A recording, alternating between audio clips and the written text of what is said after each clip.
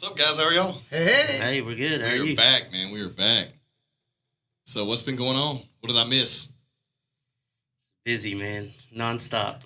You know what I realized? Remember what was happening a year ago Yeah. with all the frozen and everything being frozen and Yep. everything closed? Yeah, it and was about a everything? year ago. And my son, this is kind of, I don't know where he gets this mentality, but it's wonderful.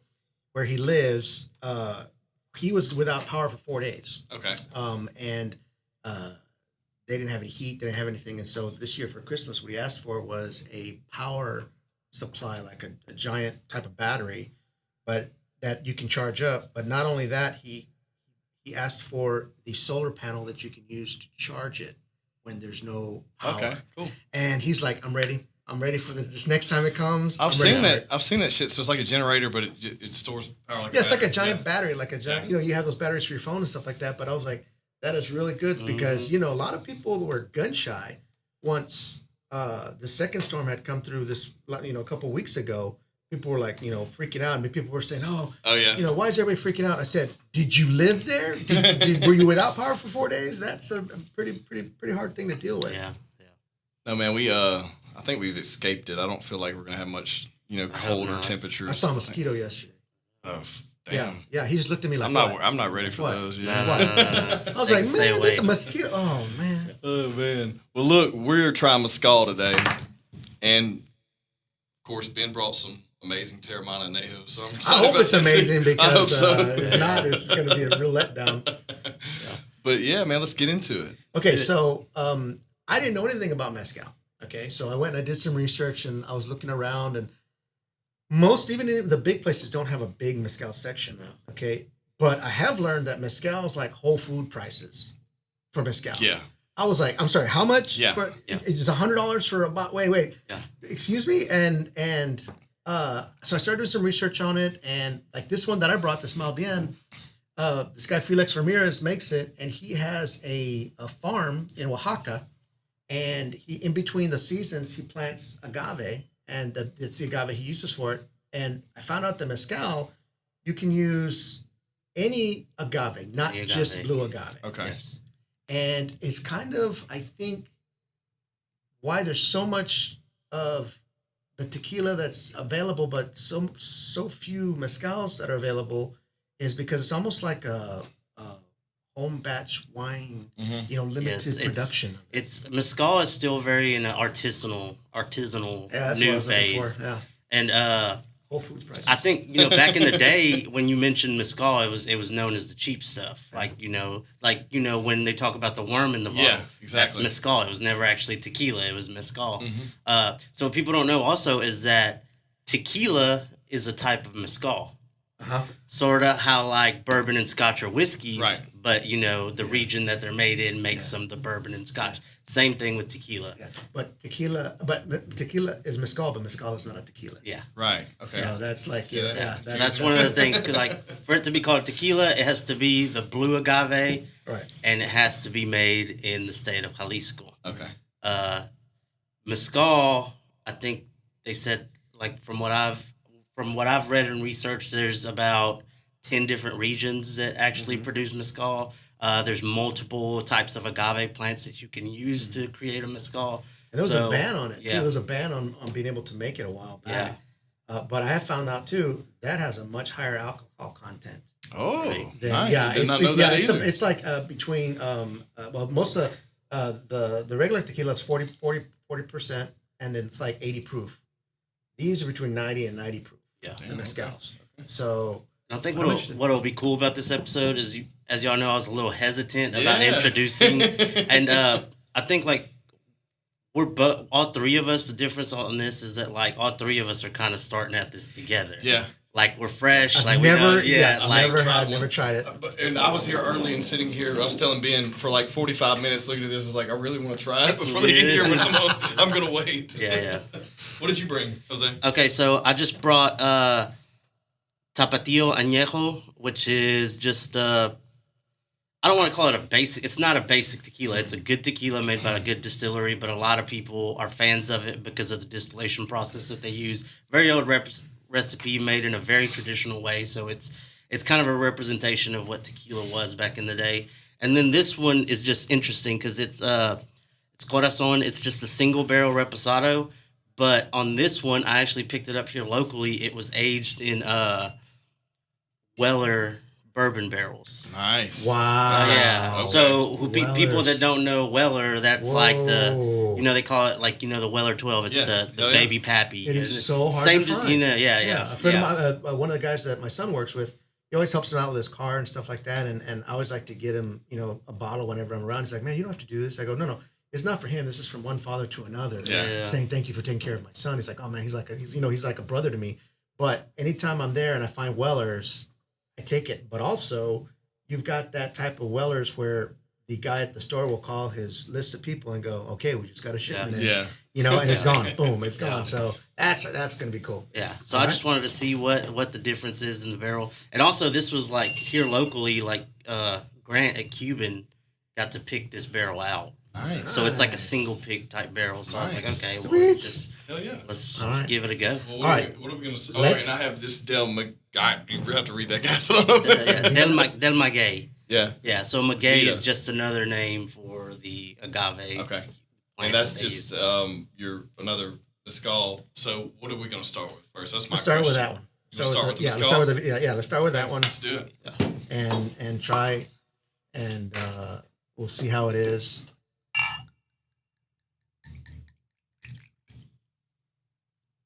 I feel the nerves, man. I feel like we're trying weed for the first time. I don't know why I'm nervous. It's just something so foreign to me, man. Wow. Yeah, Oh, wow. It smells amazing. It's got like a fruity and almost a rubber. Like so like on a this one- gasoline kind of smell. Yeah. On this one, it says that there's heightened fruit aromas, and there's hint of honey, vanilla, ginger, cinnamon, sandalwood, banana, and tangerine. So we're going to find out. It's obvious quick that you're not drinking tequila. Oh, shit. I feel like I rubbed my tongue around the Yeah. inside of a barrel. Yeah. Yeah. For anyone just listening, very again, smoky. like, we're not experts. Yeah, So- we're not. So yeah, Definitely don't so know if you're anything like, about I think mezcal. they know by now. Yeah, If you're- so like if you want to, Yeah, but the thing is what's very interesting is stuff that I've liked. I've gone back and drank it later, and I didn't like it as much as I did when I first started. right. But also, I have also found out that apparently, what I think tastes like toilet water, other guys think is the best thing that's ever happened. Yeah. And some stuff that I like, they're like, that's horrible. Right. So everybody's got their own thing, but this tastes like I was stuck in a trunk going over the border. It's got so many different. It smells like the Flavors. sawmill that I grew up working at. Yeah. I swear it does, man. Yeah. It It's smells got like like fresh. a diesel kind of almost a. It smells Yeah. like fresh, Yes, like fresh pulp. wood, fresh cut wood. Yeah. Yeah. And like for people, I think where the difference in the flavor complexities in tequilas and mezcals are that, yes, at the end of the day, they're all made with agave. But in tequila, the piña, which is pretty much, the base of the agave plant, is steamed. In mezcal, it's roasted. Yeah. So I'm guessing that fire, or introducing it to a live fire, probably. And it's fermented in open air. Yeah. Vats. Okay. They ferment it. Just they leave it in the open and ferment it. I think this one's 5 days fermented. The espadín. Because I found out also with that there's lots of levels. There's espadín. There's 3 or 4 different levels, just like añejo and reposado. But this is like the entry level. I thought, okay, well, I'm gonna try. I did not know that. It is air ferment. Like, it's okay. Yeah. I didn't know that Air either. fermented. Yeah. I didn't know it was fermented, but I didn't know what the process was because it does say that. I was reading a review on this, I believe, earlier. It doesn't say it right here, but it does say it.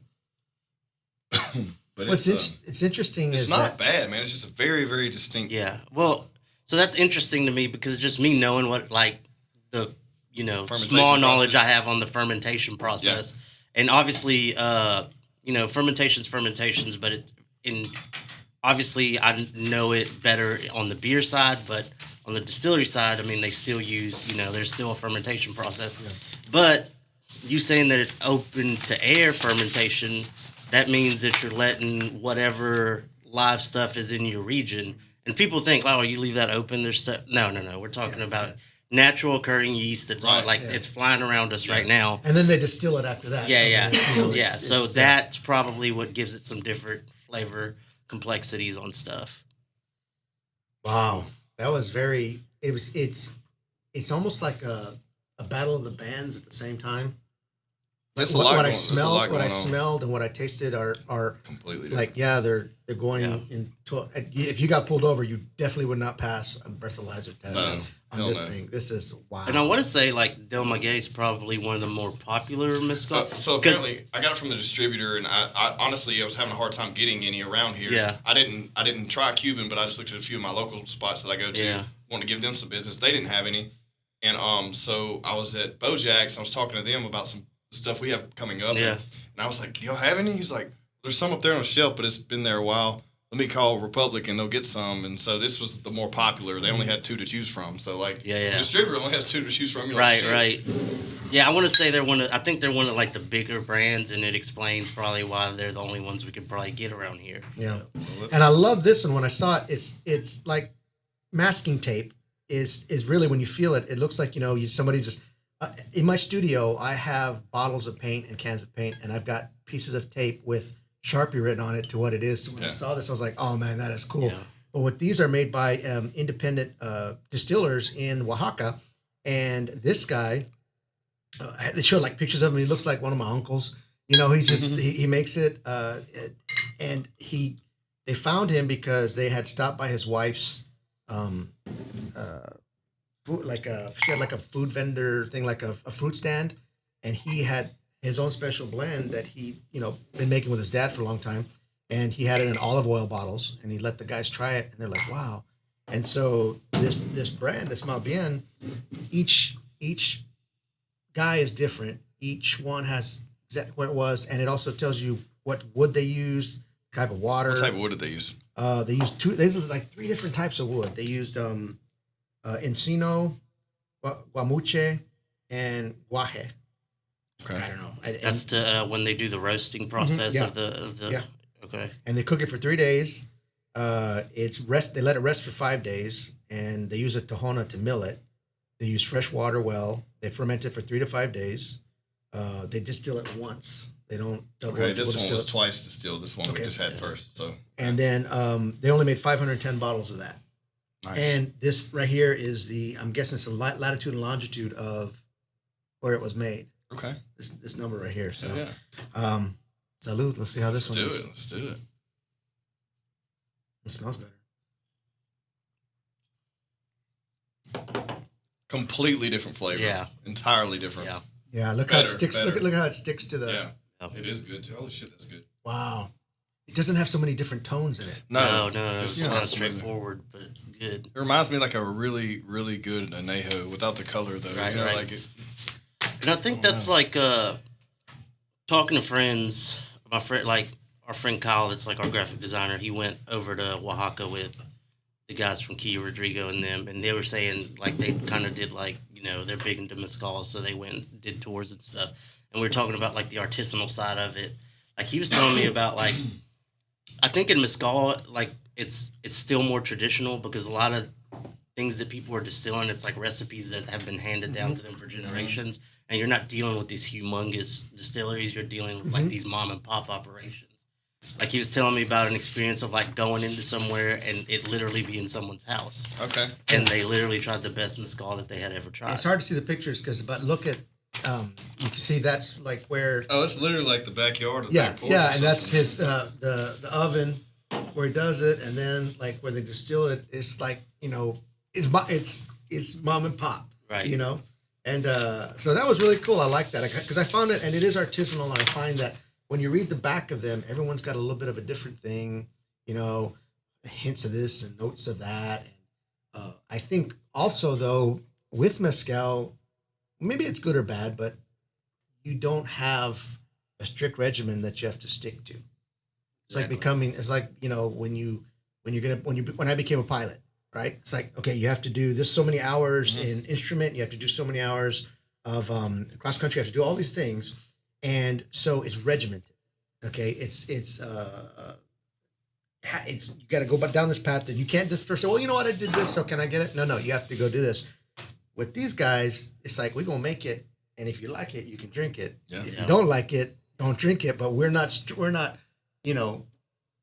hamstringed by those guys that say, oh, we can only do it in one certain way.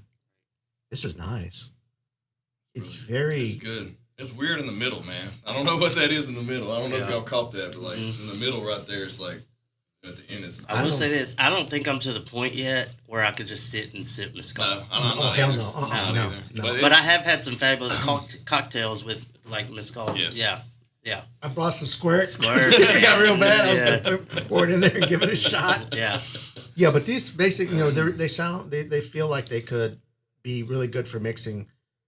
But they age. They have different ones too, like a reposado. And I noticed that. So they have different levels. Like this is like the entry level, and then just kind of like and if the flavor is this strong in an entry level, I don't even know. That's what I'm saying. I want to say that their times are different though, but I'm not sure on that. Don't quote me on that. As far as like the age, the amount of time that it has to age, for it to be called a reposado or añejo between tequila and mezcal, I want to say that it's not the same number of years.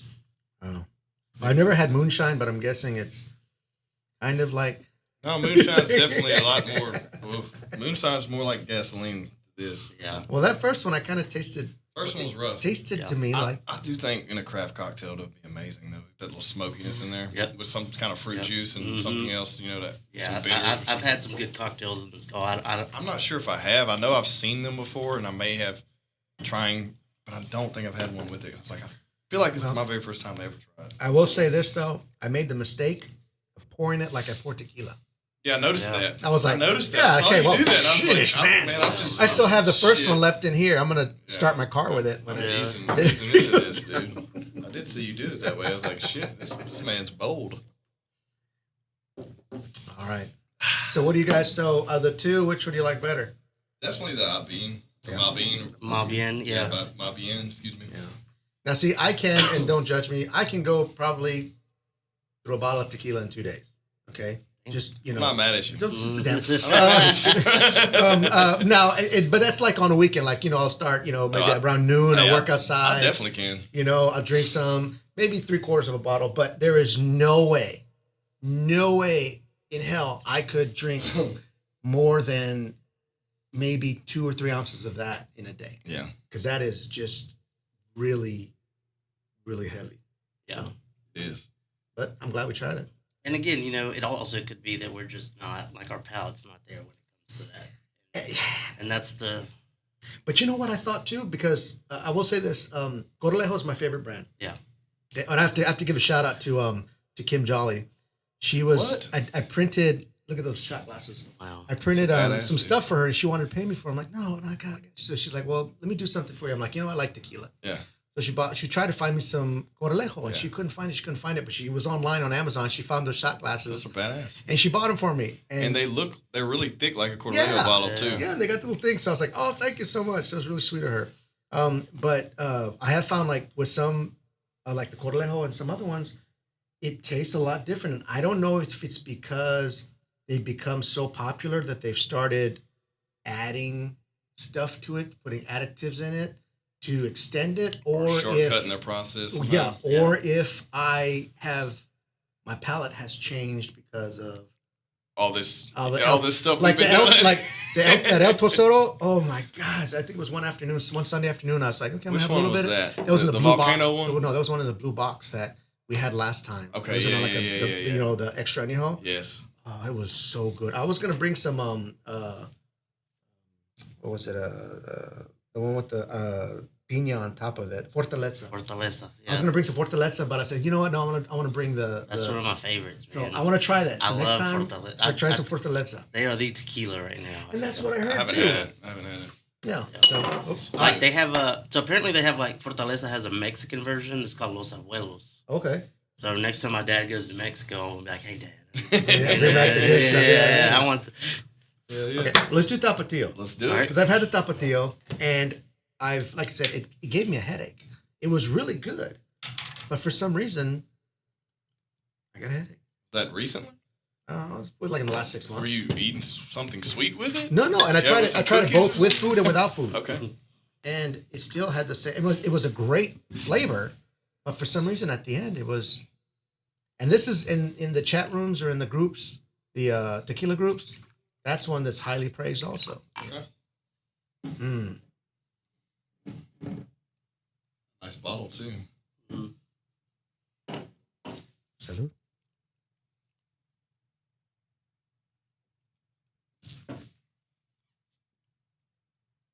Man, this is a significant difference there. Yeah. I'm just relieved. I was waiting for like the punch in the back of the throat. It doesn't. Never showed up. Yeah, it does. Now I don't know if it's because I've never tasted those flavors before in the mezcal, so my body's going, "What the hell is this?" Yeah. Or if it's just so many, it's just so complex that I have to, it's like patting your head, and rubbing your stomach at the same time. Can you do more than one thing? Can you taste more than one thing at the same time? Can your nose smell something and can your tongue taste something differently? And I think that was really confusing my palate. I think what I like about this one is it's good and bad. I think it's very it's simple, not in a bad way. It's just, it is what it is. Even on the color, you could tell it's in Añejo, but it's still not It looks more like a Reposado. Yeah. But it's not we've had some bad Anejos on here, especially that 1800. I was telling the gentleman that was coming here earlier asking me about tequila. I was like, that was just disappointing. Mm-hmm. But this is really good. Yeah. It's smooth. This is nice. It's sweet too. It's really sweet. Yeah. And it's probably like you just said, because we just got off that smoky stuff. But it's really sweet. Yeah, so it's actually made by the same distillery that does El Tesoro, the one we had. Mm-hmm. Mm. Yeah, there's the same people. But I think I like the bottle. I love that it looks just I've heard that super name before. Where have I heard that name before? There's a hot sauce name. That's what it is. That's what it is. I was like, I know that name, and I know I'm not tripping right now because I know that I've heard that. I was like, it wasn't tequila because I've never knew they had tequila. Yeah. But it's because if you go to a Mexican restaurant, typically they'll have that instead of they're not gonna have damn Tabasco or something. Right. Yeah. And this, this is the boards. They go crazy over this brand, and like I said, it was really good. And I didn't drink as much of it as I normally a normal tequila. I drink, a decent amount, but I couldn't drink as much of this as I did I don't know if it was because the flavor was strong or because my body was like, I'm not sure. But it's got a great reputation. Yeah, I think it's just safe. It's you're gonna get what it says you're gonna get. It's not gonna blow you away. It's not gonna underwhelm you. It's just it is what it is, and it's. That's what I'm missing today, Ben. I'm missing my rain chaser. I was like, man, forgot my rain today. I'm gonna put some squirt inside that first mezcal. And see how it tastes. Oh, damn. Couldn't finish it off, man? Come on. No, I didn't. Are you kidding? You saw how much I put the first time. It's like, I can only drink so much gasoline. Shit. No, this stuff is, I'm surprised. Yeah. Wow, you could smell it. Just smell it. Smell how strong it still is. Shit. It smells like sawmill, man. I'm telling you. Yeah. I spent a lot of time of my younger life at the sawmill. That's exactly what it reminds me of. Okay. Fresh wood shavings. It tastes, in that essence, it tastes like, chloroseptic, the spray chloroseptic that you put in your mouth. That's exactly what this tastes like. The mix. Yeah, that's what it tastes like, and that's what it makes the back of your throat feel like. Is like you just spray chloroseptic. So if you got a real bad, y'all got a strep throat, something stuff going on, something growing back in there. Go ahead and put that out. All right, what are we doing next? So you try this one before. I think that's gonna be. Yeah, we'll save that one for. Hey, whatever, last. Man. I'm ready. Yeah, save that for last because that was. I just don't want to be disappointed by this one. Well, if you're disappointed, we'll just go back to one of the other ones. Have you had the regular? Yes, I love the regular. You're a fan. I do. Yeah, and it's only like $25 a month. Yeah, really. Right. Yeah, it's really good. This is the Reposado. Again, I don't know the process. It just says it was aged in Weller bourbon barrels. Yeah. So I thought it'd be cool to kind of just try it and see if we can. Hell yeah! Well, I'm definitely gonna go buy a bottle of that and take it to my. Let's do it. Yeah, he had a couple of them. Did he? Okay, I had to call him and say, hey, I got one guy's gonna come and get another. And it's not badly. It was like $40. So, I mean, yeah, it's not bad at all. Not a terrible. Considering the mezcal is like $80 and $100 per bottle. I was like, what the? Yeah, dude. But it's gonna go a long way. Oh, it's gonna go a very long way. Make it a year or two, man. Shit. I'm saying I'm gonna leave that to my grandson. What are you talking about? A year or two? Smoky. I don't know if it's just because I still have the chloroseptic on my palate. Let me drink some water first. Okay.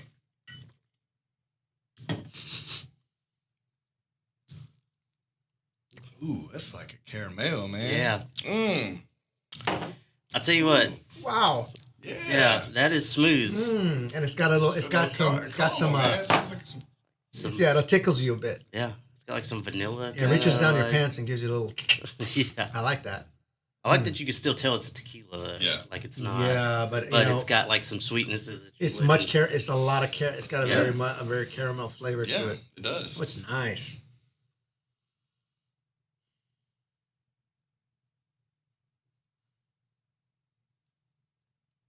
Yeah, that's definitely. That's smooth. I like that's that. good. That'd get me in trouble. Yeah. Well, I still think I'm a bourbon guy at heart, even though I don't even drink bourbon anymore. Mm-hmm. I've shifted to tequila in the past like 3 or 4 years, but I still have like whenever you get a good tequila Asian bourbon barrel, it's like, okay, I got a little hint of it back. This is my favorite so far. It's definitely my favorite. I like it much better than the Tapatio. And I guarantee you. They're two different flavors. I like both of them. Well, I guarantee you, if you went and you posted a picture of these two on one of those tequila groups, they would tell you, throw this away, buy 2 of those. Man, fuck those tequila groups. Thank you. Dude, I try to share our podcast to one of those fucking groups, man. I remember that. And they didn't even give me a warning or nothing. They just fucking banned me, bro. I didn't know that. Yeah, fuck yeah, I didn't even tell you. I told Ben because, I was like, dude, we're sharing this podcast, and we're like, okay, we're just real dudes leaving like our opinions on this shit. They didn't even know. Deleted me. Yeah, it's like shit. I told them we should start our own page to call it not tequila collectors, but tequila drinkers. Yeah, people actually drink it, and because I see guys, they have it's like Hummel dolls or Beanie Babies. They got a whole shelf of them, and they don't. I've seen the same thing in the beer world, like where it's really? Just like it's like, what's the most rare bottle that you have in your collection, or this and that, and like this is the hype stuff right now. Which, by the way, you have come out with a whole lot of different flavors in the last few months. Oh, dude, we're pushing the envelope and craft beer right now. I'm not a beer guy, but I'm like, it makes me want to. It makes me want to go drink beer. It does, yeah. And your marketing is really good with it too. I like the postings of it. Yeah, and it's we're trying a lot of different things, and I think it's something that's new to Shreveport, but in the craft beer industry, it's what we're doing is not relatively that new. Like, it's happening in the big states. Yeah. And people are like, you're adding what to beer? You're putting what in beer? But, like, people don't realize sometimes that, like, that's happening in other avenues, and it's more acceptable. Like, you think of a beer as, like, a Bud Light or a Coors Light, and that's what a beer is.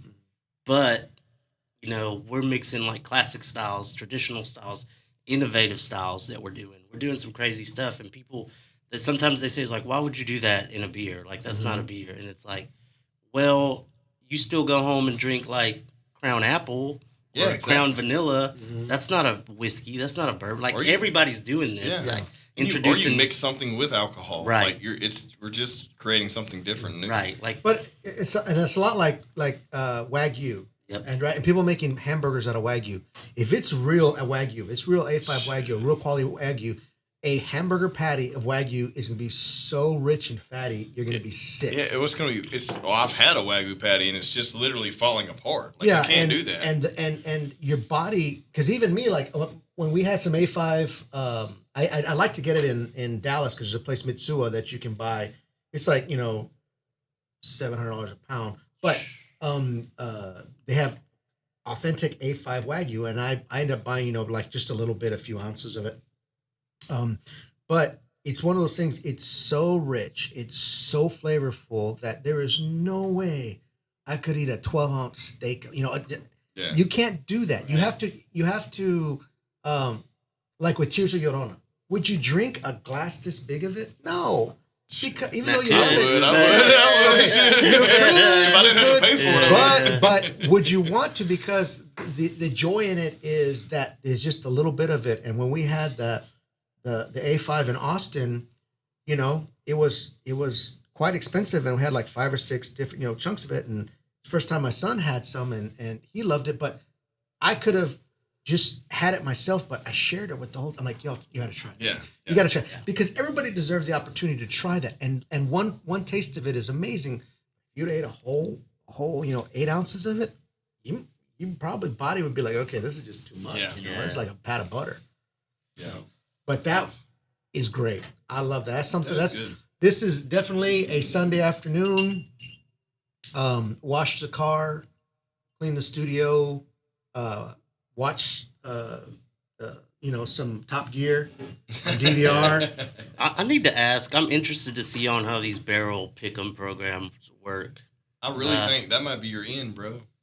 Yeah, I mean, I need to figure something out. Like, I'm just interested in general. Yeah. See, because I've seen like that's a popular thing that's popping up with like a certain liquor store or alcohol store where they're like, that's our barrel that we picked.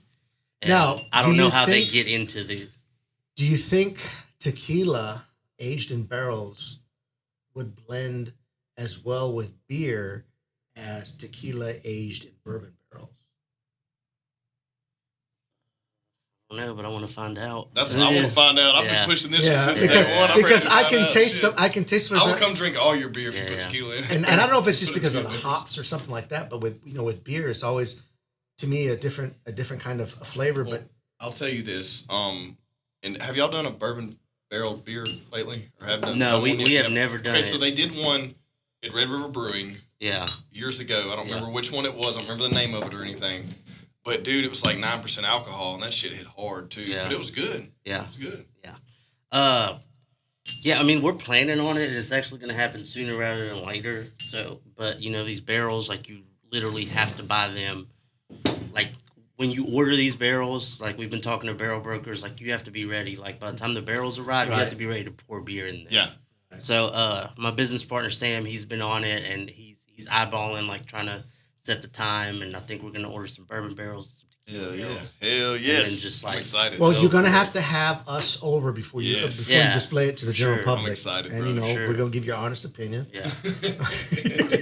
And I don't like beer, so if I like it, Well, that was me. I didn't like beer either. So, and then I had that, and I was like, "This will work." And it was strong, and it hit hard. And I was like, "Shit, okay." I had like 2 glasses of it. And I was like, "Damn." It's a weird thing, man.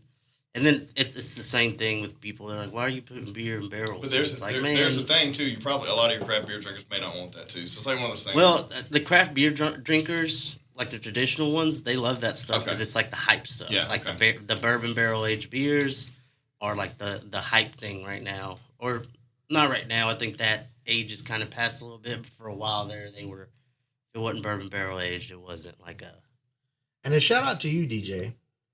This is not about tequila or beer or anything like that, but I was thinking about a minute ago.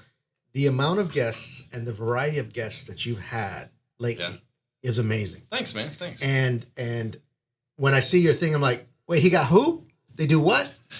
Okay. Oh, wow. I didn't know that. I learned something new, and with everybody's grandmother having a podcast today. No shit. It's like, like and subscribe. They're popping up every day, man. They are. But what it is everybody has a voice, but not everybody's voice needs to be heard. But sounds like some family members I know. But the good thing about it is you don't say I always got fitness people, or I always have you have musicians, you have artists, you have people who are chefs, you have people who honestly, I never would have even thought to listen to their story until you talk to them, and I go, oh wow, okay, like for example, the CrossFit Gym. Yeah, Billy, that was powerful. Great story. Bro. I haven't listened to that one yet. He was sitting right where you are right now, Jose, and dude, I was about to break down, bro. They do recycling, and they recycle all our stuff, and I'm like, they're the kind. They remind me a lot of like a company like you or you, where they start out with one thing. Okay, let's expand to this and let's expand to that, but let's do it right. Let's not just do it because that's what everybody's doing right now. But hearing the stories of people that are of a different background, but you ask them questions that a normal person would ask them. You're not like Barbara Walters who goes, okay, And in Dude, 1934, when you know, it's so funny you said that shit because I was telling my, all right, so full disclosure, I've never had anyone on in regards to you're going with some more of it. No, I've never had it's getting good. I've never had anyone in regards to religion because my thing is like I love to keep a neutral ground, right? Because everyone has their own beliefs, right. And I love my demographic of listeners, and I don't want to sway them away. So like anything I have on, I want to listen. And so I was a little weary of asking him, but I respect him so much, and I know his story. I was like, dude, I'm throwing that all out the window today, and we're gonna have to sit down and we're gonna talk. We're gonna talk, and I was thinking about it, and I was like, I can't have that Barbara Walters approach to things like when I come at these, different with these guests and stuff. Because the thing is like my deal is like I want to do minimal research on someone before I have them on. Just like these, like kudos to you, Ben. Thank you so much for doing the research because I'm not going to. But I do minimal on my guests because I want all the engagement to be so real. And like powerful, like it's like I met them for the first time because it normally is I met them for the first time, and so like I feel like if you do all these research and all these coin questions that it's not real conversation anymore, Right. Well, you respond to what they said. You don't just go, okay, now let me ask you this. Right. You respond to that, which is really good. It's a good back and forth between the two, and it's interesting that you say religion. Because I grew up Catholic. Did you grow up Catholic? Yep. Yeah. Okay. Because we're Mexican. We're Catholic. We were baptized before we were born. Yeah. And I saw something I saw a news story about some priest somewhere, and if you're religious or whatever, please forgive me. That he said like one wrong word or something. So now everybody that was baptized by him as a baby is quote unquote not baptized according to the Catholic Church. What? So, Catholic Church does a lot of things, but whatever. I used to be Catholic. Now I'm Baptist. I play drums for and I say this with all the love in my heart, a black church. Okay. I'm the lightest person there. Really? Okay. Yes. I didn't know this. I've been playing for them for 15 years. I didn't know this. I've been playing drums for them for 15 years. Hell yes. I love gospel music. First off, before you even go there, you're playing drums at a black church. Tell me anyone who went to high school or middle school, who are the only people you see play drums in band? Black people. So you must be a damn good drum player, Ben, and I want to come listen to you. Well, you need to come because I play at Greater New Zion, and we're in Benton, and our pastor's Donald Anderson. Dude, I have to come. Holy shit, I'm excited. I love Dr. Anderson because he keeps it real, and he's even talked about people saying, some churches have, we're going to have this offering. We're going to have a weave offering. He's the type of person. There's no children's church. There's no this for the kids because he said, you know what? He said the word is the word. Yeah. And if the adults get it, the children get it because the word doesn't change. How did this happen? How did this happen? Okay. Let's pour another bottle of tequila. Okay, no. The way it happened is when I was younger, when I played drums in Italy, okay, a friend of mine was a drummer. And he said, hey, there's a Martin Luther King thing that's coming up, but I'm moving and I can't do it. Would you be interested in doing it? I'm like, yeah, I'd love to do it. And so I ended up playing for this Martin Luther King tribute thing. And it was on a military base. So, there was the general and everybody, and it was very dignified. And I just, I basically just did a roll as they came in. And then they played a little song and I just kind of kept beat with them. And then the guy who was in charge of it, the music director goes, hey, would you be willing to play for the church? And now, here's the thing. On a military base, you have at 8:30 the Catholics, okay? At 10:30, you have the Protestants. Okay. At 11:30, you have the Black Protestants. Okay. And it's like the church changes. There's one building, but the Catholic Jesus that's crucified slides over, and the Protestant cross comes over. Okay. Yes. And so, and I'm like, yeah, I'd love to play. And he goes, well, we're doing a thing. And he gave me some music. And I listened to it. And I'm like, I love this music. I never heard it before. And I was like, this is amazing. And I ended up spending a day with him. And anybody who wants to be a musician, if you have a child that wants to be a drummer, if you have a child that wants to do something, listen to this because this is the most important thing I ever heard as a musician. We were sitting down and he just started going, ring, ring, ring. He started just playing little notes on the piano. And he's like, listen to me. He says, when you speak to somebody, you don't always shout to them. You don't always talk in one voice. You don't always whisper to them. you have to treat your instrument like it's your voice. So when you play drums, don't always shout. Don't all the time. Sometimes you whisper. Sometimes you shout, but you find the right moment to do that. And I said, I didn't even know that because I was like playing hard. I'm like, yeah, I need Metallica.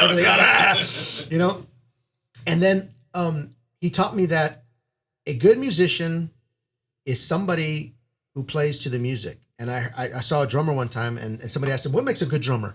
He said, a good drummer is somebody who plays to the music. In other words, who thinks Ringo Starr is a good drummer? And some people are like, Ringo Starr is not the best. Even Ringo Starr is not the best drummer in the Beatles. Okay, that's what Ringo Starr is. But he is the highest paid drummer in the world. Mm-hmm. But what Ringo Starr does is Ringo Starr plays to the music. Right. He does not add extra notes. Right. He doesn't make it hot, like your beer. You wouldn't add something in there just to add it. Right. Because there's no reason to. Tommy Lee. Right. Yeah. There's no reason. And even Tommy Lee, he's like the king of the hi-hat. I play a lot of hi-hat. Right. Because, but even when I play gospel, I play, I have a metal background, so I play a little bit different. But I've always learned that my job as a musician, the drummer's not the most important person. The singer's not the most important person. The keyboard not the most important. The guitarist, the song is the most important thing. So play to the song. And I've been playing with them for 15 years because we don't even, sometimes we don't even practice. Sometimes we don't even practice. But we look at each other and we know, okay, now it's time to go up. Okay. And he'll look at me and go, and I'll go, okay. And then I'll bring it down. And so just like a conversation. I have to see this. You go hot, and then you go low. You come to my church on Sunday. I'm coming. But that was my thing is I loved it. And a lot of young gospel drummers, a lot of young church drummers think they have to put notes in as many notes as possible. And you don't have to do that. You can call me old school or whatever you want to call me, but I play music that you want to dance to. Yeah. My wife and I, on our way over here, we're listening to Roxanne by the Police. Okay. Oh, yeah. If you ever try to play drums on that song, it is the hardest song you've ever played because it changes time. It does. Even and odd time. Yeah, it is. And so, I told Cheryl and I were talking about it, and I'm like, that is amazing. Mathematically, it's amazing. And she's like, oh yeah.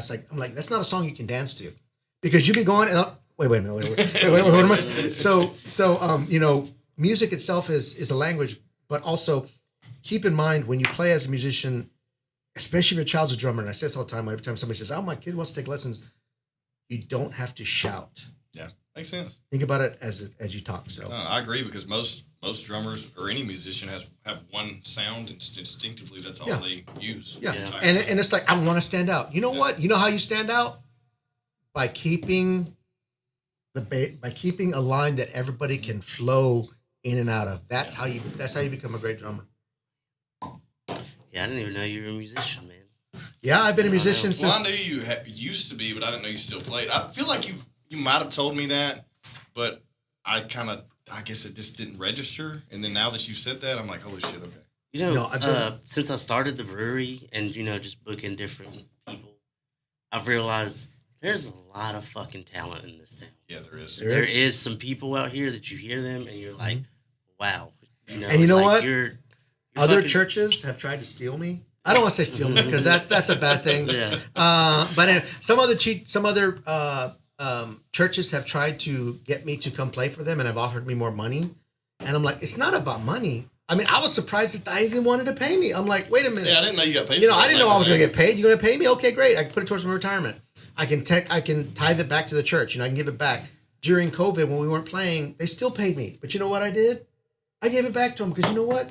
They still have operational costs. Right. They still have heating bills. They still have rent. They still have stuff to pay. So I'm like, you know what? If I'm not playing, I'm not going to ask somebody to pay me. But I play for free. But other churches have tried to get me to come play for them. But I've said, you know what? No, because I love this church. I love the people I play with. I love my pastor and this group of people. So, but yeah, so I play for the Lord. So let's have some more tequila. Hell yeah. All right, Tapatio Anejo. All right, finally. Let's do this. Thank you so much. After all this time, I still haven't been able to find Corralejo Extra Añejo. Oh, you haven't? Still can't find Corralejo Extra Añejo. What color is that bottle? It's the like red, brown. Okay. No, the red is the Añejo. Añejo. Okay. It's like a brown and dark color. So here's to the rock or whoever makes this one. Salute. Salud. Cheers.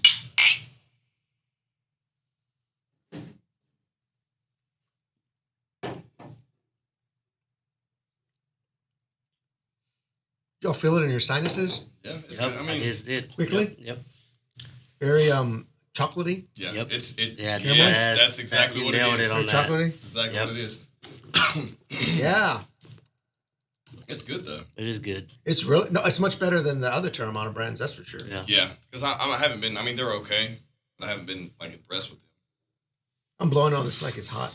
And I'll be honest with you, for so long I was just so against, and I'm part of me still is against like celebrity tequilas. Yeah. 'Cause it's like, man, because I know how the process works. Like you go into this established distillery and you tell them, hey, I got this much money. Yeah, make me a maybe tequila. yeah.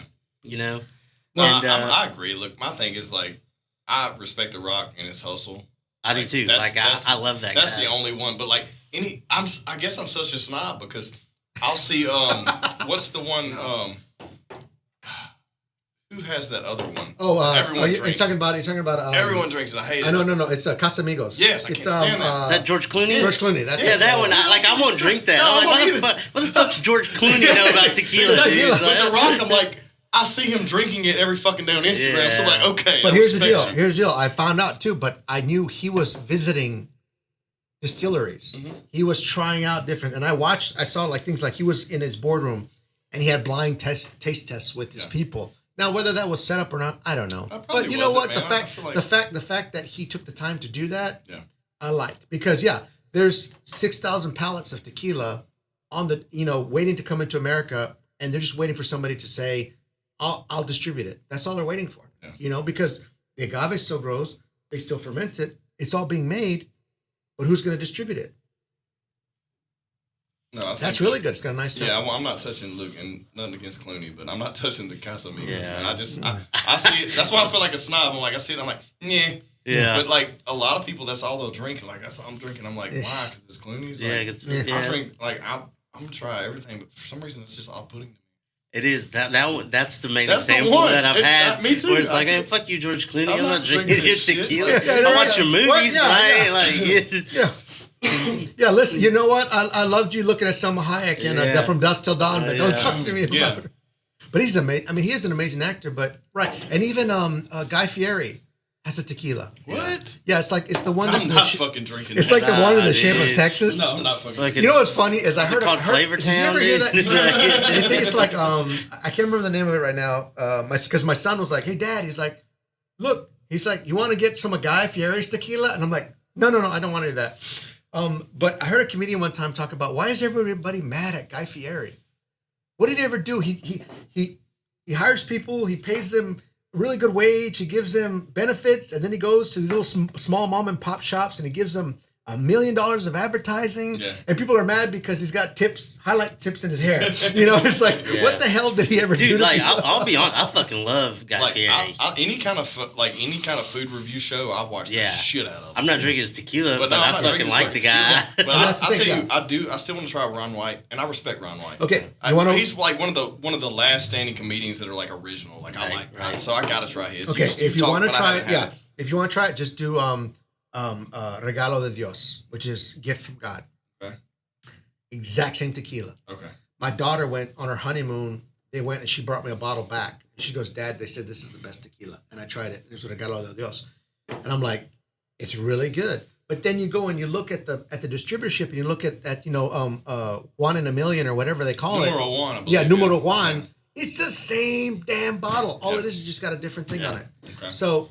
But it is a very good tequila. So buy it. However, you've got that celebrity upcharge. Yeah, it's gonna be upcharge. Yeah, it's crazy. I mean, doesn't even Matthew McConaughey have one? I think he has something, don't he? I love McConaughey. He's like the biggest Texas UT. I'm a UT guy. I feel like he'd have a bourbon, not a tequila. Yeah, bourbon. He's got like a bourbon or whiskey. If he has a tequila, I might drink McConaughey's tequila. I don't know, dude. I don't think he has a tequila. McConaughey's probably one of my favorite celebrities just because he don't give a fuck. No, I like McConaughey, dude. I like Rock for his hustle, but okay. So here's the deal. That's a hard matchup. Super Bowl Sunday or your birthday. You're having some friends over. You're gonna grill some steaks. You're gonna have some sides. Which one do you choose? You choose the Terramana Extra Añejo, or do you choose El Corazon? Dude, I don't know. It's two completely different flavors. Yeah, Which one do you want to share with your friends? Which movie? Which one was cheaper? Well, that's a funny thing too. It's like this one for sure. Which one am I willing? Well, I think this was under $50. Okay. Oh, really? Yeah, this was under $50. Oh, wow. I found it. Yeah, I found it in there. And actually, I was going over there to see if I could find something else. And my son has somebody bought him some Baileys. It's like, dude, put it in some hot chocolate. So he's like, put some Baileys in his hot chocolate. He's like, yeah, that's good. But I will say this: I'm very impressed by the quality of this. If I ever drink Hermana, this is the one I want to drink. However, finding it's a little hard. Some more of it. Well, so do I. But the El Corazon. What's crazy to me, like when we talk about these stories, I'm like, can I go to Tequila Jalisco and find someone to make me a tequila? Like, yeah. Want some more? Yeah, sure. Yeah, but again, a lot of it's because it's the name. They're dying to distribute it. For example, Cabo Wabo. Okay, that's been Sammy Hagar's brand forever. I've never had Me neither. You know what? A bottle of that's about $45. Okay. If you get Espolon, where do you even get that at? I've seen that. I've never seen you it. get it a lot. I've heard of it, but I've never seen Cabo it. Wabo on it. But if you get Espolon, it's the exact same tequila, and it's $10 to $15 cheaper. Mm-hmm. You can take both bottles and turn them around, and the distillery, address, date, type, identical. Yeah. All it is this is Sammy Hagar's brand.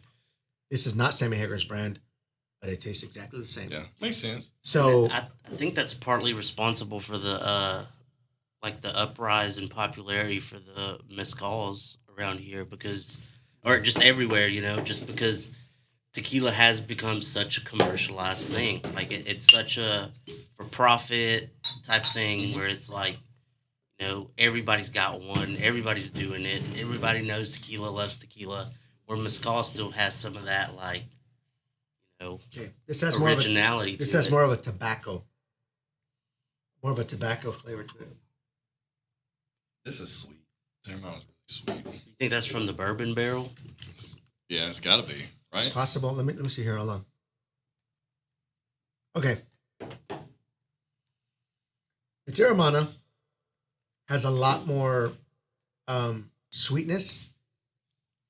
The Corazon has a lot more smoothness, but it's it's more pleasant if you were to drink one and the other. This one is almost has one dominant flavor. It has one dominant feel. This one has like a beginning, and then you have more of a sweetness, and then it kind of mellows out. Yeah. But yeah, no, I don't know. I don't know. I would, if I had the choice, I would take either one. Yeah, I really like both of them. I think that but here's the thing: if you're talking about people at Super Bowl Sunday, people coming over, I'm mixing stuff. Yeah, so I'm getting Sam's Club silver, and I'm putting it. I don't love it. Unless my boy, y'all come over, it's so funny because come back and report. So last time, I got this back here. a couple months back when my son was home, I said, I was having some tequila. He's like, Dad, why do you do that? He goes, it all tastes the same. I said, okay. So I had some of the Walmart. I had some of the Sam's Club brand. Mark shit. I had the Members Mark, which is really good. And I had some. I think it was. I can't remember what brand it was. But I had some, and so I put it in a shot glass. I said, "Okay, taste this." He's like, "It's okay." And I gave him some El Tesoro. I said, "Okay, now taste this." He's like, "Yeah, I taste the difference." Now, not that he's gonna start drinking, but he can taste. Even somebody who's not a drinker can taste the difference between. We need to look into who's the distiller for that, because that is a really, really good silver. When I tell you, it's like $30 for. What, a half gallon? It's $19. Yeah, and it's probably just one of the big guys. I wonder who it is, though. It is. But here's the deal. Somebody was like, okay, we can either get George Clooney to put his name on this, or we can get Sam's Club to distribute it through every one of their dealerships. Who would I go with? I would go with Sam's Club. Yeah. And it is. It's about volume. Yeah. And it's crazy because sometimes it's like, hey, we'll just give you batches that they're not necessarily bad, but they're not up to the standard of the quality that we produce. Yeah. So we'll just give you those batches for your Sam's Club stuff. Yeah. And it's gotta be, it's probably like one of the Cuervos or Salsas. Yeah. Honestly, for me, just like a regular, Tuesday evening after work, about to cook my wife dinner, make her a steak. I'll put a little bit of that silver, the Sam's Club silver, with V8 Fusion. Yeah. Peach mango. Just put a little bit in there. Okay. Put a little bit of ice in it.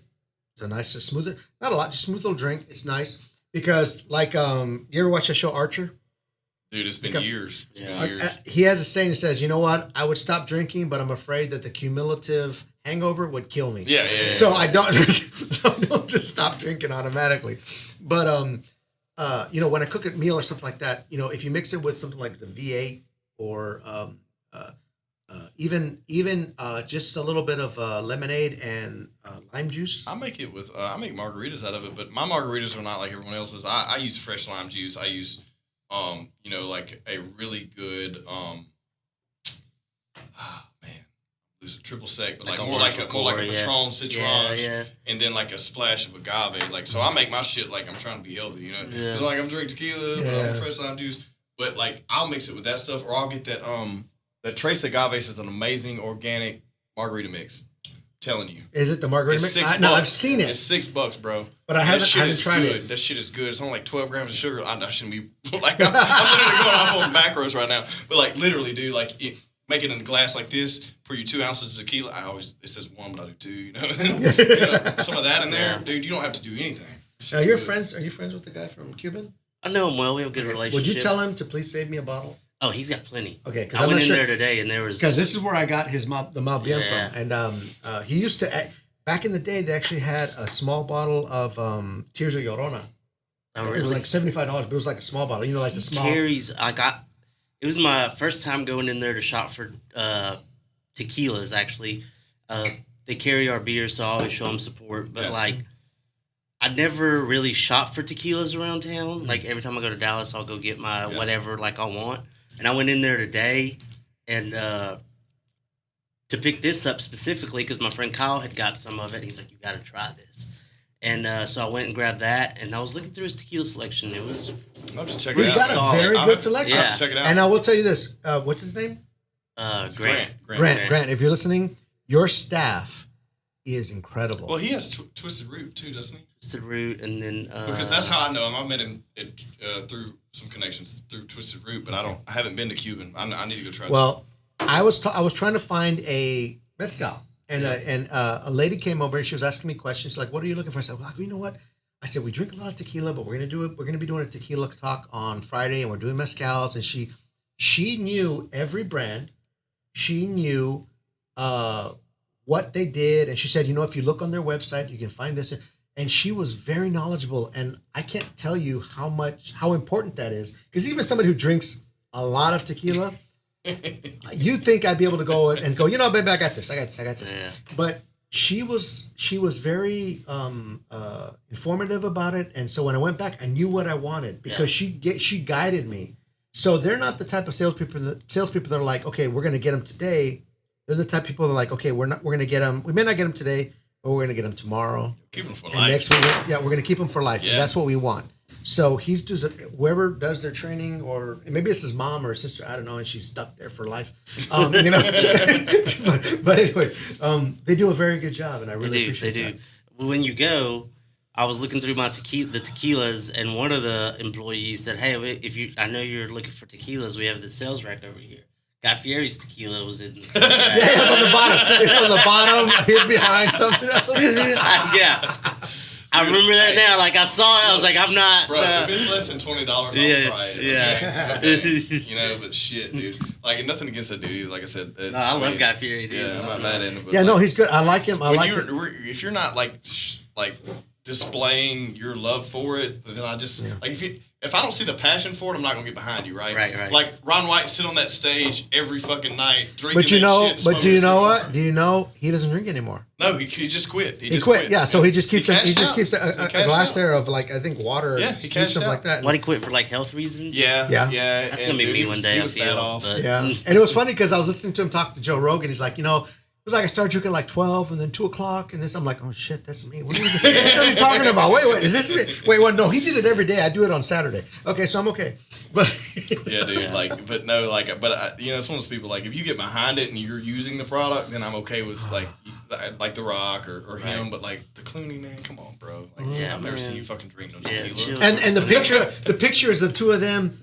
laughing over like a fire, like they actually harvested the agave. Dude, like it makes me like really? George Clooney, you ain't hanging out in no mountain in Mexico. Just chill. Like you're not. I sent y'all that Mezcal photo. What was that? That was for another Mezcal. The one I sent y'all. Oh yeah, the buddies. Yeah, it was like the dudes from Breaking Amigos. Bad. Yeah, they have one now. But I couldn't find it. Okay. I was gonna try it. I was like, yeah, whatever.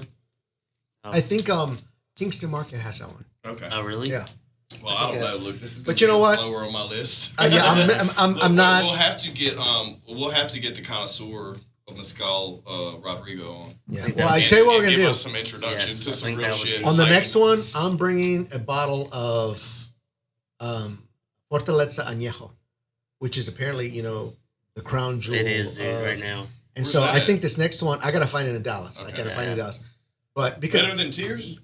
Well, I don't know because I never tried it. The hype is real with Fortaleza. Yeah, it's but here's the thing about it is when I read Fortaleza's what they do and how they manufacture it, it's like, oh wow, they became popular not because somebody drank it, but because they stuck to their family traditions over ages and ages. Yeah. Tears of Llorona was a distiller who decided, you know what, let me try something different. And he hit the mark. We have to get him on too. So his rep did say that he may be interested in having a If call he with wants- us. if he So wants however I to can zoom in- wire that shit in to where we'll get him on here. And you know what? And what we'll do is we'll bring in some of his tears and we'll bring in some Fortaleza. Yeah. He's got another tequila though. I saw. Does he? I forget what it's called, but like we need to look that up and just try it. Apparently, it's a quart. Of course, it's nowhere near what Tears is, but yeah, I think like what he's saying, like with Fortaleza, it's just again they started as a mom and pop, like grandpa's recipes, like this is what we do. Tears, this was an established distiller that said, hey, I'm about to push the boundaries of what tequila is and do something different, innovative, and he hit, Well, so I think this next Tequila Talk we do, we should bring one bottle of the best thing we can find. I'm down. Whether we've researched it, whether we've tasted it, whether somebody gave it to us, it's the best thing that we found. Not something we've already drunk. What was that one that we had that had that really distinct, the volcano one that had the distinct chocolate flavor that we just had a small bottle of that, correct? No, it was a big bottle. It was a big bottle. You still have that? No, hell no. I drank that. You kidding? That's been a year, man. I drank that. Which one was that though? There was Volcan de mi Tierra, and it was Cristalano. That one sticks out to me in Tears. Those two, we've had so many now. Yeah. Fuck, dude, I'm foggy. Have you ever had like the Jose Cuervo, like the special No, and I almost bought a bottle, but it was $400. Yeah. And I was like, oh, hell no. And I'm like intrigued just because it's like, like you see Jose Cuervo, you're not. I'm like, Jose Cuervo, but it's like blue and red. It's like this and tall, people are like, this is it. This is what's his name? Del Toro. What's his name? The filmmaker. Benicio. Benicio. No, not Benicio. The other guy. Producer. Yeah, the Mexican guy. Yeah, who did Pan's Labyrinth. Yeah. He had he did a tequila with what's the most popular one that everybody loves?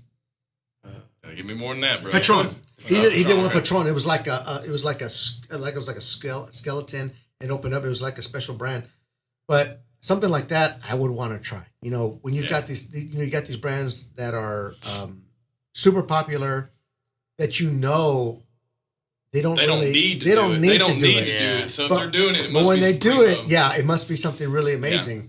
But I think this next one, we just each bring one bottle of what we think is going to be. There's a lot of stuff out there I would like to try. But the price tags are nice, but I'm down. Yeah, and that's the thing. It's like, have you ever had 1942? I have. Yeah. What's your thoughts on it? Again, I had one little shot, and I had A5 Wagyu. Yeah. So I was already happy. But I don't know if it was amazing or if it was just like, eh. Yeah, I don't know either. I have like a quarter of a bottle at home, and I think I told you all this story. Yeah. Like at my bachelor party, my friend asked me like, "What bottle do you want?" I was like 1942 because I want to try it. Yeah. And when it came time to take shots before loading on the party bus, everybody's like, "Yeah, 1940." Like, okay. So we took 20 shots of 1942. So here's it's different. So here's what we're gonna do. We're not gonna surprise each other. We're gonna say what we want.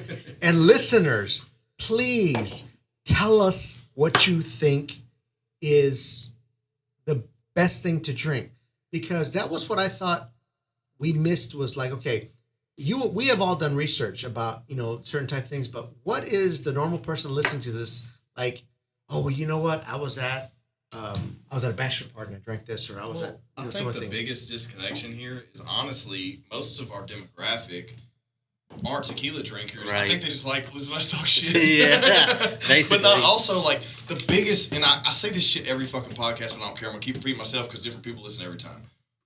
The biggest problem is people take fucking tequila shots. Yeah, they're not take drinking. A shot. They're not drinking. Right. Like when you have, who do you know that says I want a shot of Crown. Like, shot of Patron. You don't hear a shot of Crown that much anymore. Like, I want Crown to miss something. Right. Like, you need to taste these things, even if you get them on the rocks. If you're getting something top shelf, don't take a fucking shot of it. Drink it, sip it, enjoy it. But also, if you're doing it in the midst of drinking all kind of other shit, you're not going to enjoy it. And that's the thing with, like, I've talked to many, like, restaurant owners around here, and, it's not that they don't have the palate for it or they don't care to carry those brands, but it's like, why? They're not going to buy it. So either they're not going to buy it or some drunk fucker's going to come in and be like, what's the most expensive shit you got here? It happened and they're going to shoot it. What was the one we had? And I'm sorry, guys, because I'm so bad with these brands because there's so many and I just don't speak fluent Spanish, so I'm bad. Clase Azul. Yes, Azul. Yeah. Okay, so I've had that experience. And did you read how much those fuckers hate Clase Azul on that website? Fuck yeah. I'm like, what's the matter with it? It's like, but they're still fucking buying it. Yeah, they're buying it. Every fucking variant. Oh my god, they got 12 bottles of it: the black, the orange, the red. Too, yeah. But they'll talk about it. And my daughter, her husband bought her a bottle for Valentine's Day. I said, "Well, you have to share it with your dad." So I'm like, "Yes, I love you, Trey. Thank you." But it's almost like, okay, if I like it, do I? And I hate to say this because it's kind of like when we were growing up and we liked music. Yeah.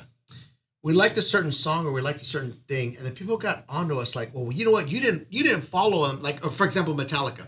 I knew Metallica, Kill 'Em All, Master of Puppets, Seek and Destroy. I mean, and I knew them from all their old stuff. And then when the Black Album came out, everybody's a Metallica fan. I wasn't like, y'all should have been a Metallica fan during Kill 'Em All. Right. No, I was like, now. Thank you. Finally, you understand what a great group they are. Yeah. People that drink tequila act like the people who have listened to Metallica since Kill 'Em All and don't think the people that followed them after the Black Album deserve to be fans. Yeah, it's ridiculous, man. And everyone has a sense of entitlement, especially when it comes to these collectors. I'm like, dude, what the fuck's wrong with you? It's called spirits for a reason. Thank you. Thank you. You drink it to be happy. Why are you gonna make everybody feel bad? And the thing is, with some of these people, they're gonna take one sip of it and it's gonna go on their fucking shelf and it's gonna fucking sit there. And they're gonna post and say, "Look at my collection." Yeah, look at this I got. And it's like, dude, I've been drinking all that shit that I've been drinking. Look, like I was cutting into some Anejo the other day just because I ran out of silver and I was like, damn, I feel bad for mixing this, but I'm about to because fucking it's good. You gotta do it, dude. You gotta do it. Like, I'm not letting that shit sit around and just like ferment no more or anything, dude. It's good. It's good how it is. I'm glad we tried Mezcal. It was very interesting. It was very intriguing. I'm definitely gonna mix some of that with a couple different flavors to see if I can come up with something. My wife loves instead of a mule, but you do it with mezcal and lime juice. Really? Yeah. Because I do a Mexican mule all the time with just, instead of like vodka, I use tequila. Yeah. But I didn't. Okay. She'll do I'm like Mexican. I'm gonna say, what the fuck's a mule? Moscow mule. So it's literally ginger beer, lime juice, and typically vodka. Yeah. That's where you lost me. That's where you lost me. Yeah. Anything besides tequila, ice. If you make it with tequila, lime juice, and a little bit of ginger beer, it's fucking amazing. It's similar to a Paloma. Yeah. Now, what is ginger beer? It's non-alcoholic. Is that the stuff you use to fry fish in? Yeah, I don't know what the fuck it is. It's like ginger ale without all the stuff. I don't know. It's weird. Because my wife loved, when we go to Disney World, she always gets the beer battered shrimp. Uh-huh. I mean, not the beer battered fish, the fish and chips. So one time, I love this woman to death, and I'm like, okay, I want to make her some Disney World fish and chips. Yeah. Right. So I look it up. I'm like, okay, they use beer, and they just say, okay, I'm gonna do this. I hate fish. I can't stand fish. I hate when she cooks fish in my house. It smells like fish. But I love her so much that I make fish for her. So one day I'm like, okay, I'm going to find the recipe. I found the recipe. and I made her Disney World beer batter fish, and I had to buy like certain kind of beer that had certain kind of hops in it. You put it in the mix and stuff like that, and I cooked it for her. But what is it about? So I had to use a certain kind of beer to do it. Is it the same kind of thing with certain drinks? Like you have to use a certain kind of beer, you have to use a certain kind of thing. I don't think so. Like I feel like with a mule, it's just like I don't know. Like I think. My thing is, if putting lime juice and a little bit of sweetener in anything, you can like fucking. It's good. Yeah, nail polish is fine. What's still my favorite. Like if I'm sitting at home and I want to make like a cocktail type thing, it's a Paloma. But so I discovered this like before our wedding. I was like, "Fuck, I'm fat. I need to. That one, okay, let's do it. I need to cut a couple pounds, So I went keto, and I dropped like 35 pounds before our wedding, and now I've gained 50 of it back. But anyway, so I was like, but I still want to like get drunk sometimes, and I don't want to just sip straight tequila. Tequila, it is a Paloma, tequila, Fresca, and the bottle of like key lime juice. Just squirt that shit in there. It's the most fire. Yeah. And I mean, I ended up pretty trashed. You're already lacking sugar, and then you're drinking. It's like, But you know what I like about, and I will say this about the Terramana, and I will say this about the Corazon, I don't taste a lot of additives in it. No, it's pretty straight up. Pure. It's like, we've had some that I've been extremely disappointed in. It doesn't, especially based on the price tag, and these are mid-level price tags and amazing taste. Yeah, like I mean, I put them up against each other. I can't decide. They're both fucking delicious to me. Yeah, they're both great. They're both really, really good. I mean, who's your pick today? I'm gonna go with the Corazon. Honestly, I'm gonna go with the Corazon too. Yeah. Well, I'm gonna call audible and go with Terramana. I don't know why. It's just a different flavor thing for me, but I like both. You're not wrong. It's very chocolatey. Right Yeah. But here's the deal. I don't know what I poured in this glass. I don't remember. If I poured Corazon, whatever, it's good. But after a certain point, it's like, just keep it coming. But if I had to invite people to my house and I didn't want to give them tears and I didn't want to give them El Tesoro, boom. Yeah. Half the price of El Tesoro, half the price, a third of the price of tears. Yeah. And they would appreciate, I could try to get them to, because what's interesting is when you try to get somebody to appreciate tequila, they're like, oh man, God, I was at spring break and I lost my top and I threw up. My go-to is I always have Patron Silver. And use that, just like you were saying with your son. I use that because we want shots of Patron, and then we'll have something like this right next to it and say, "Okay, try this now." Mm-hmm. And then they're like, "Oh, Patron fucking sucks." But it's so great to have people that you can discuss and even if it's not there's people out in the world even if it's not their passion, they can appreciate your interest in it. Like for example, me and my business partners I love tequila, so I can come in there and I can talk about tequila, and they don't know shit about what I'm talking about, but they're like, hell yeah, dude, this and this, and like Sam, he loves coffee. Coffee is, he roasts his own beans, he does all this crazy shit, and he'll sit there and talk to me, and I don't drink any coffee because caffeine fucks me up worse than any drink. My wife is same thing. Yeah. But I can sit there and appreciate it. Colby, he likes not the psychedelic mushrooms, but the fucking going out in the woods and finding shit and looking it up in a book. Yeah. He loves that shit. And I'm like, I'm not fucking walking in the woods looking for fucking mushrooms. But him, and I can appreciate the art and the Well, I will say this. I think we are more hammered this episode than we've ever been. No, I'm good. And I think last episode I left here kind of wobbly. I think Ben's first taste of that Mezcal. Mm-hmm. Well, that's the interesting thing is you know what? If I didn't have anything else, I might drink the Mezcal, but I would not drink it straight. Whereas a tequila, I can drink it just straight. Yeah. Even just a little cube of ice or chilled, and that's something that I like. I enjoy the flavor. Yeah. I did not enjoy the flavor of either one of those Mezcals. We have to, and like I said, I think next time we're gonna hit it in a few episodes. I'll get with Rodrigo and be like, hey man. Let's do a real bring somebody in who knows more than we do. Yeah. School us on this shit, and what do we need to add to it? Is it just straight up, or are you mixing it with something, whatever? Well, I'll tell you this. Next episode, I'm bringing some Fortaleza. Okay. So whatever you guys get. I don't know what the hell I'm going to bring, but I'm going to I'll bring something crazy. I'll find something crazy. But bring him so that we have a little bit of somebody who, knows more than we do. Yeah. But I will say this one or this one, my birthday. I'm turning 50 this year. I told my wife, it's like, what? What's your birthday? I'm not gonna tell you. Oh, but man, it's in September. It's in September. September, okay. It's in September. But I told my wife, like, for her 50th birthday, I contacted her friends from high school, and we had like a little. I reserved a room at Ralph and Kaku's. Yeah. And they came, and I told her, it's like, we're just gonna go to dinner for your birthday. She's like, okay. And we show up, and her friends are in the room, and our family is in there, and so she had that. I was like, babe, because we're going to Disney World at the end of this year. I'm like, babe, do not do anything for me for my birthday. I don't want to spend any money. Yeah. I said, no, I want my children, I want my son, I want my 2 daughters, I want them here. I want that, but don't bring my friends in or anything like that. But for my birthday, I wanted to have normally I make steak and stuff like that, and I told her, I said, don't do anything special. But if I have on my 50th birthday, if I had friends over and I made a little drink, these are 2 bottles I would have, and I would ask my guests, would you like to try the Corazon or would you like to try the Terramana? Yeah. So she's probably still gonna plan something. Yeah, you're I gotta hope not, because you know what? We're gonna spend like $10,000 going to Disney, so I don't want it. Well, look, guys, let's wrap this thing up. Yeah. It's always a good time. Well, dude. DJ, I love you. I love man. that you. I love your that you're not set on one type of. You don't play it safe. Yeah, and I love that, and I love that you also don't play it safe. And you go out and you do a bunch of things. And thank you, Oscar, for inviting me. Yeah, I think that's the key, man. Stay true to yourself. Stay true. Yeah. Yeah. Until the next one.